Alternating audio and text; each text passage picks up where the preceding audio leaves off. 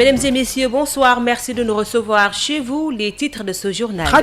Le Sénégal compte désormais 56 cas de Covid-19, dont 5 guéris. Ce samedi, sur 31 tests réalisés par l'Institut Pasteur, 9 sont revenus positifs, 5 importés, 1 du contact de Touba et 3 nouveaux cas communautaires.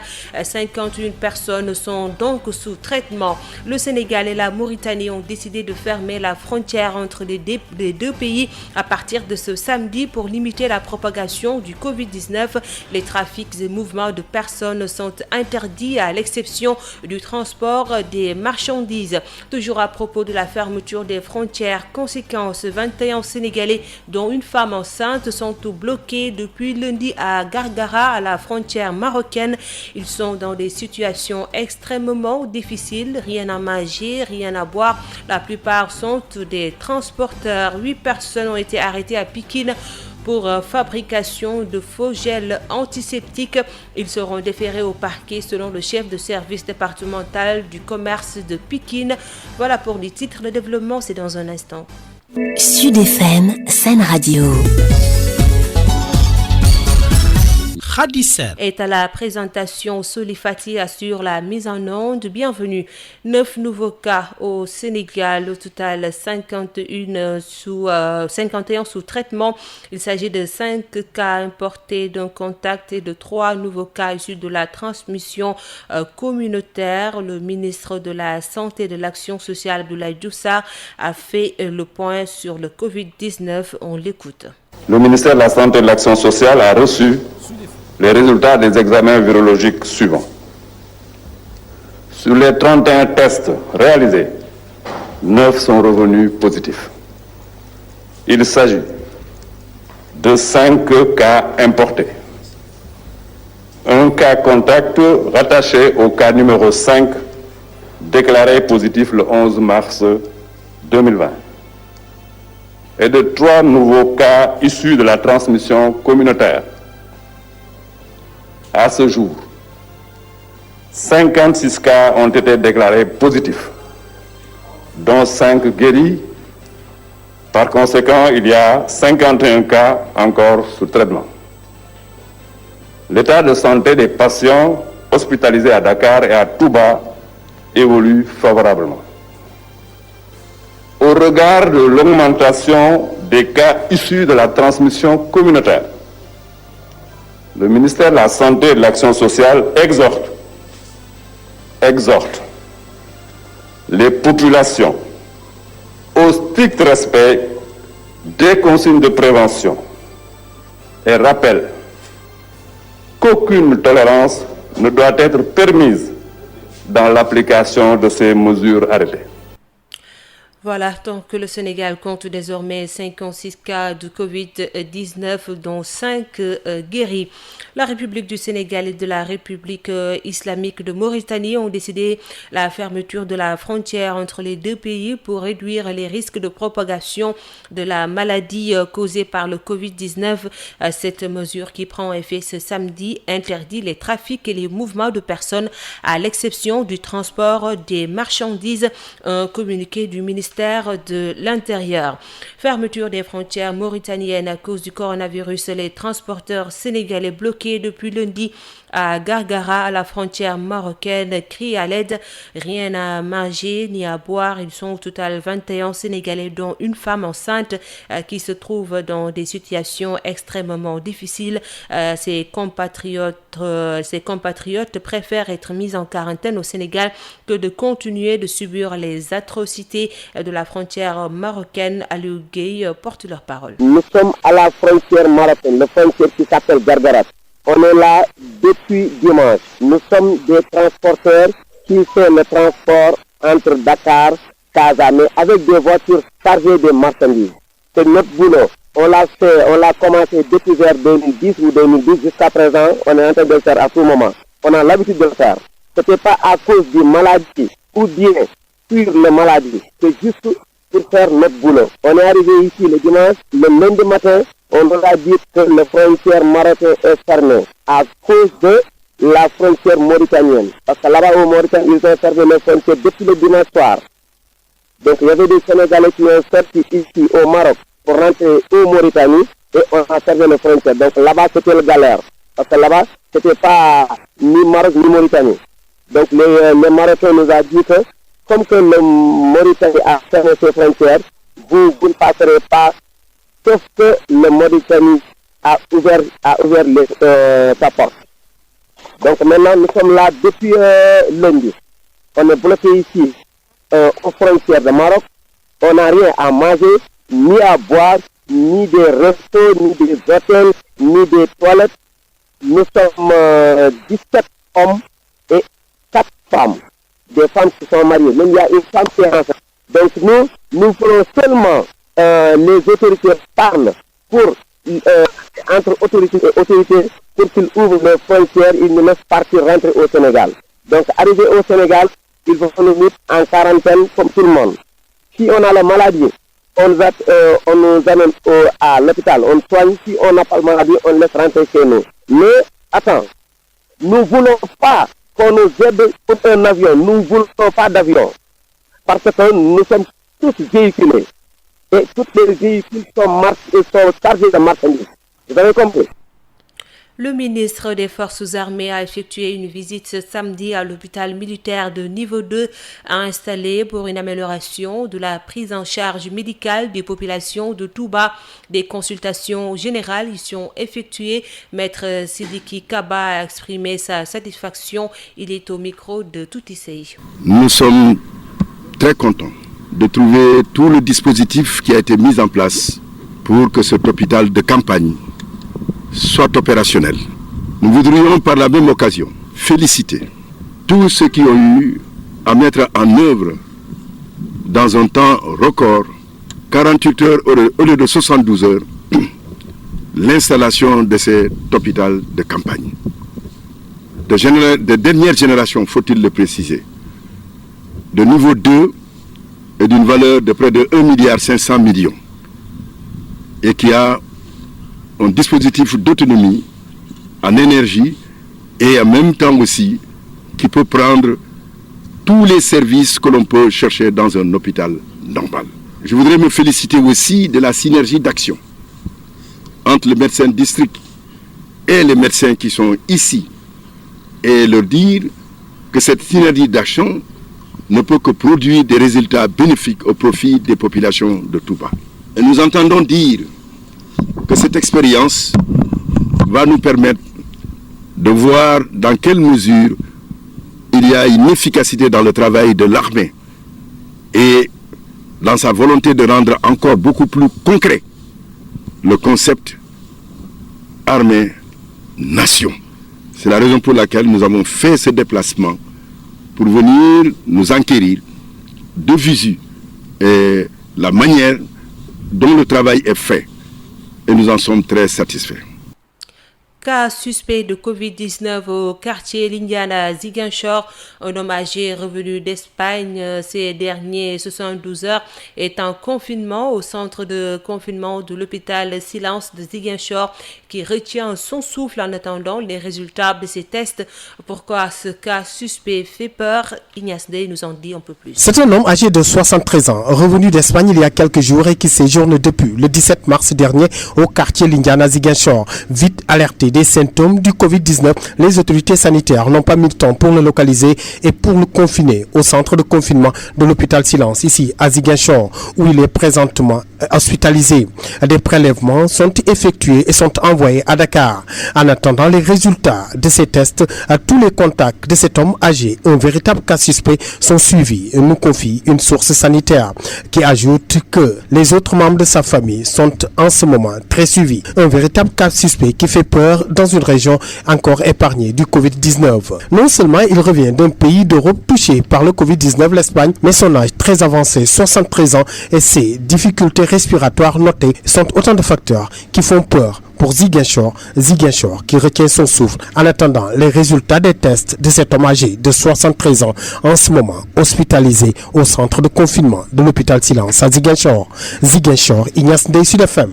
Ignace Dey, certains Sénégalais vivant en Italie de retour au bercail sont de plus en plus victimes de stigmatisation, voire même de violences verbales depuis l'avènement du coronavirus. C'est le cas de ce Sénégalais de Brescia, Abdoulaye Bar Diouf, qui est au Sénégal depuis le 15 janvier dernier. Il compte saisir les associations des droits de l'homme et la justice pour mettre un terme à cette stigmatisation. Il appelle aussi l'État à protéger les Sénégalais de l'Italie. Abdoulaye Bar Diouf, par ailleurs consultant en sport, joint par Mame Diarra Da Silva. J'ai vu hier une chose dramatique. Dans une banque, des gens sont entrés à l'intérieur de la banque. Ils ont insulté tous les Sénégalais de l'Italie en les traitant de... Quand ils ont adressé ces termes aux Sénégalais de l'Italie, j'ai vite répondu et il y avait une altercation et le gars, il m'avait menacé. Son vœu, c'était que je sors de là. Il crie au scandale en disant que ce gars-là a le coronavirus. Et après ces 5 minutes, un gendarme qui était en mission est arrivé à la banque et j'ai signalé la situation aux gendarmes. Et même devant les gendarmes, il disait il a le coronavirus. Ils sont fâchés parce qu'ils vont nous tuer. C'est plus que nous tuer parce qu'ils vont nous attaquer. S'ils sortaient dehors en disant que ce gars-là a le coronavirus, d'autres personnes vont m'attaquer. Ils vont m'agresser. Et j'avais de l'argent. Et ils vont voler tout ce que j'ai parce qu'ils savent que je suis venu de l'Italie. J'étais à la banque. Ils vont m'agresser. Et ils vont attaquer d'autres Sénégalais. Je vais saisir le président de l'association des Sénégalais de Brescia et province qui est actuellement à Dakar. Et d'ici ce soir, nous allons saisir Assane Dioma Ndiaye et tous les avocats ou toute de la presse qui peuvent nous aider devant une telle situation. Nous lançons un appel au chef de l'État pour qu'il protège les Sénégalais de l'Italie qui sont actuellement au Sénégal. Parce qu'il y a des gens, une fausse communication sur nous et qui poussent les gens à nous attaquer et à nous agresser. Voilà. Pourquoi est-ce que les Sénégalais sont-ils réfractaires aux interdictions? Selon le sociologue Ibrahima Niang, les décisions de l'État posent problème. L'autorité n'assure pas son rôle, ce qui pousse les Sénégalais à la défier.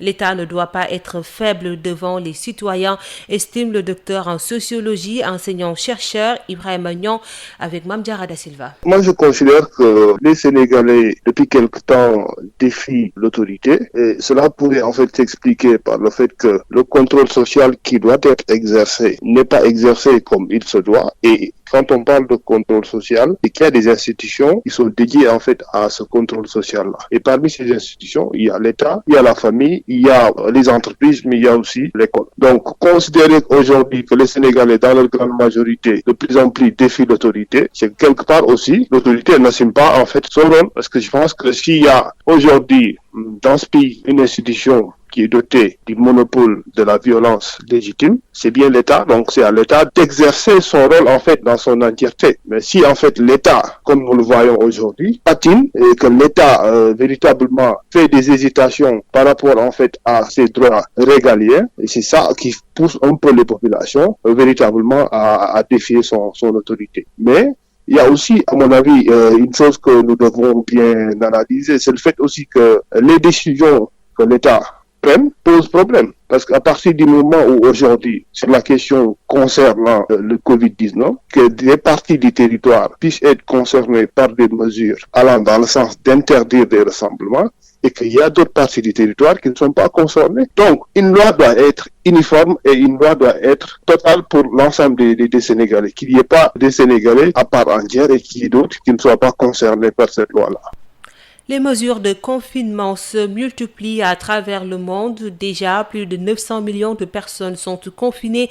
Le Sénégal, qui enregistre 56 cas confirmés, n'est pas encore concerné, mais les populations craignent cette mesure drastique, d'où l'urgence de respecter les règles sanitaires pour stopper la progression de la pandémie. Fatoumata Diallo. 9 nouveaux cas hier, 47 en tout, de nombreux cas suspects. Va-t-on vers le confinement pour arrêter la propagation du coronavirus? Boubacar Sarr, mareyeur au port autonome de Dakar, déclare que les Sénégalais ne sont pas conscients du danger qui les guette et l'État doit prendre des mesures draconiennes. D'après ce qui s'est passé hier le vendredi, on dirait que la population ne comprend pas. Ou bien il y a certains qui ne comprennent absolument rien du danger qui nous guette parce que le Sénégal est assis sur une bombe.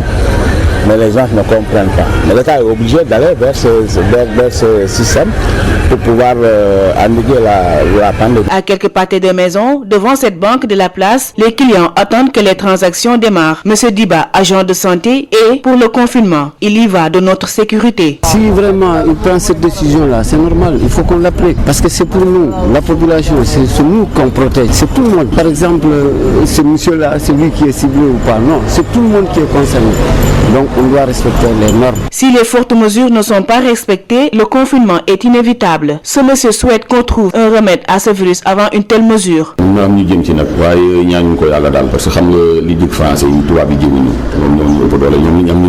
Certains Sénégalais ne semblent pas conscients du danger lié à la propagation du coronavirus. Pour l'heure, il est important d'éviter tout rassemblement et de respecter les normes établies par les services sanitaires.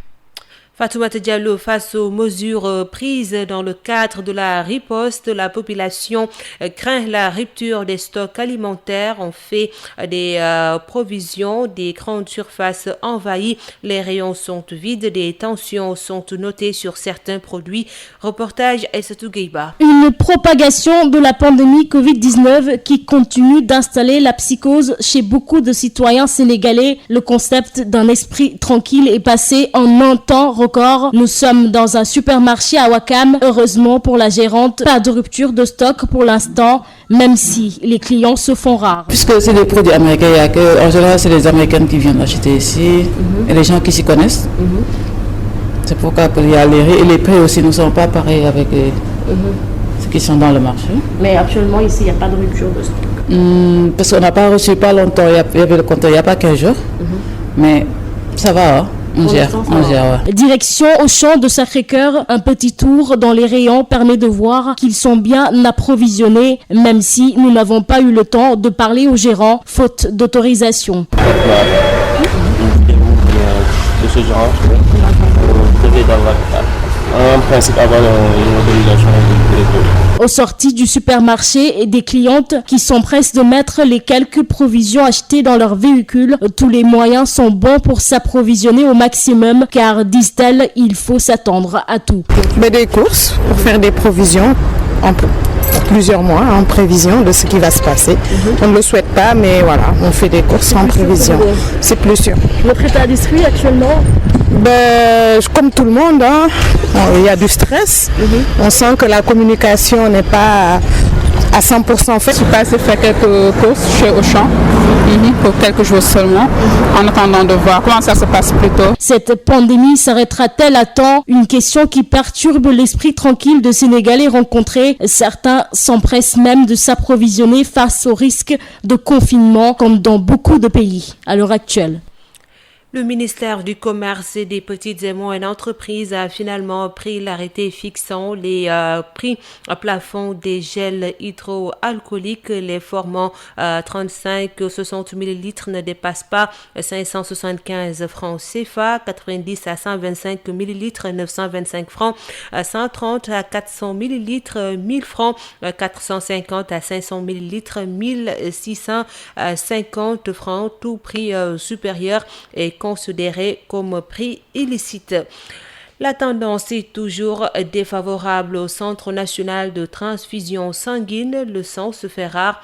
Le CNTS ne collecte plus suffisamment. 6 collectes mobiles. Il se trouve avec une seule collecte dans la semaine au moment où 150 poches de sang sont livrées chaque jour aux hôpitaux. Josette Kali.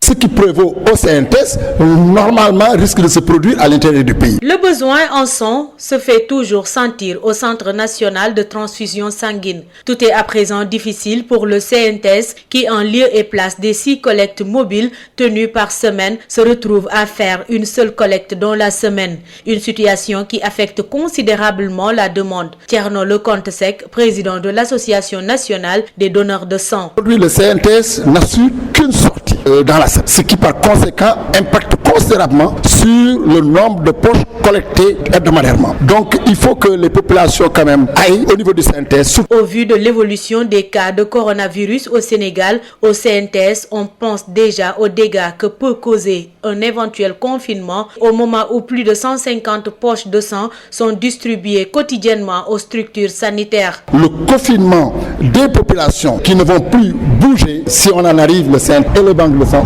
auront de terribles problèmes pour faire face à la demande. Chaque jour, c'est 150 poches de sang qui sortent du CNTS et que les malades sont là. Il y en a qui chaque jour sont au niveau de l'hôpital pour les dialyses. Les chirurgiens ne peuvent pas entrer dans les salles d'opération si le sang n'est pas disponible. Il y a les femmes qui accouchent et en cas d'hémorragie, le sang ne sera pas disponible. C'est des situations auxquelles nous devons faire face. Et pour faire face, il faut qu'on trouve le sang et pour avoir le sang, il faut que les populations donnent. C'est à cet appel que l'association des supporters du PSG au Sénégal a initié une journée de don de sang en collaboration avec ceux de l'Olympique de Marseille, de la Juventus, de Liverpool et de la Cabane des enfants. Abel Ndiaye, président de la dite association. Il faut que nous ayons conscience qu'il y a les malades qui sont alités à l'hôpital. Donc, faire ce don très noble, je ne dirais pas est un devoir pour chaque citoyen ou chaque jeune, mais chacun doit pouvoir prendre sur lui et faire ce geste. Donc, j'appelle tout le monde, malgré la pandémie, avant qu'on arrive à une situation de confinement. Le Centre national de transfusion sanguine poursuit la sensibilisation pour convaincre les Sénégalais à venir donner de leur sang.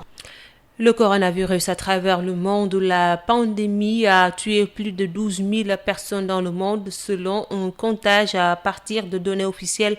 Au total, 12 592 décès ont été recensés, la majorité en Europe, 7 199 et en Asie, 3 459 avec 4 825 morts. L'Italie est le pays le plus touché devant la Chine, 3 255 foyers initial de la contagion et l'Iran 1556. C'en est tout, chers auditeurs. Le rappel des titres, c'est tout de suite.